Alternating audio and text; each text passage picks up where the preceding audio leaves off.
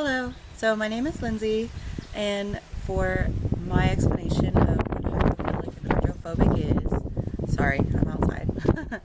I'm going to go over the definitions of what they are, and then I'm going to give you an example of how they work, where if you didn't know anything about biology or science at all. So, hydrophilic versus hydrophobic. So, what are they?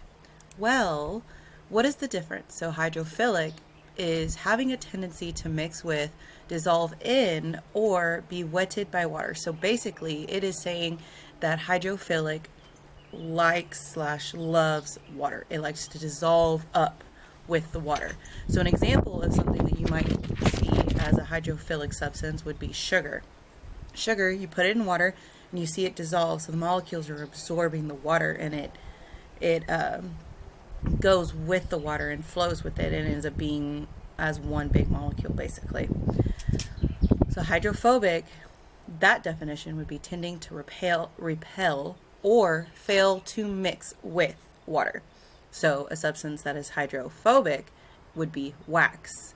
Now, my examples of this would be when you wash your car and wax it, so you go through the car wash and you wash it with soap, water, everything, and then you go to wax it once it's clean. Do you see the water when you wax it? After you wax it, you do that rinse-free spray that the car washes have. Do you see the water flow off like it's going with the flow, or do you see it bead up, kind of going in like little puddles kind of on the surface of your car? Well, when you wax your car, the wax coating molecules basically serve as a defense against the water. It doesn't like the water.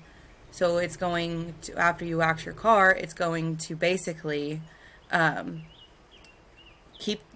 the water bead up on the surface instead of going with the flow. It doesn't run off of it. It just beads up because it has nowhere else to go. It just acts like a defense mechanism for the surface of your car, so water can't basically get on it. Now with hydrophilic, when you wax your car, or when you don't wax your car, you see how when you wash it with the water, that rinse-free spray that the car washes have, you see the water flow off. Kind of like when rain goes on your car, it flows off of the surface. So basically, hydrophilic goes with the flow. It loves the water. It doesn't create a defense mechanism that prevents the water from going on the surface.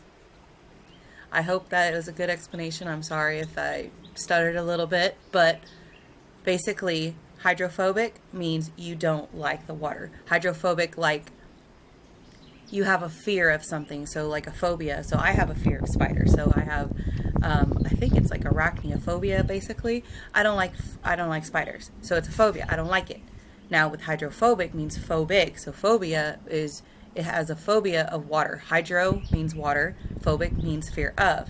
Hydrophobic means fear of water. So it doesn't like it. So the molecules that are hydrophobic push the water away from it, basically creates a barrier within the molecule that keeps the water from coming in.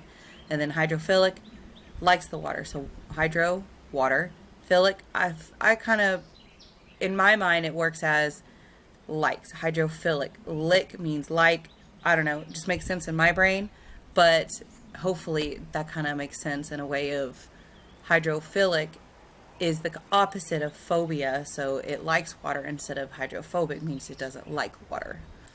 Thank you so much for listening, and I hope you enjoyed this video.